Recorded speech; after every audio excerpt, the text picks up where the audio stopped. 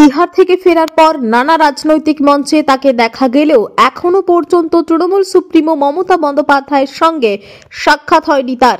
এবার কালীঘাটে মমতার মুখোমুখি হতে চলেছেন অনুব্রত মণ্ডল।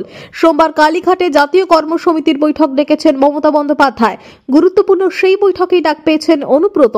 দীর্ঘ প্রায় 2.5 বছর পর দলনেত্রীর মুখোমুখি হতে চলেছেন তিনি। এদিন বোলপুর নিচুপট্টির বাড়ি থেকে কলকাতার উদ্দেশ্যে রওনা দেন বীরভূম জেলা তৃণমূলের সভাপতি অনুব্রত মণ্ডল। গাড়িতে ওঠার সময় সাংবাদিকদের প্রশ্নের উত্তরে অনুব্রত বলেন, ভাই দিদির সঙ্গে দেখা করবে, এটা ভালোই তো লাগবে। কলকাতায় আজ দাদা কিছু বলবেন?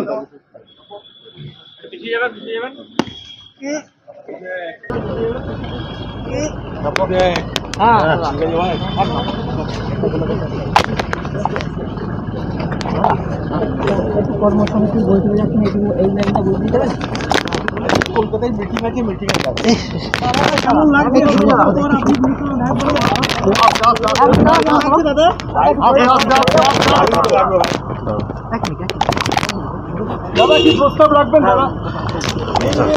বোলপুর থেকে কাজী আমিরুল ইসলামের রিপোর্ট, টিভি নিউজ 10। সুলভে সঠিক চিকিৎসার একমাত্র প্রতিষ্ঠান বিবেকানন্দ হসপিটাল। 24 ঘন্টা emergency service, blood bank, trauma care. আপনাদের সেবায় আমরা তৎপর। গুণমান ও পরিষেবায় দুর্গাপুর বিধাননগরের ডক্টর জাকির হোসেন এভিনিউর বিবেকানন্দ হসপিটাল শিল্পাঞ্চলের মানুষের মন জয় করেছে।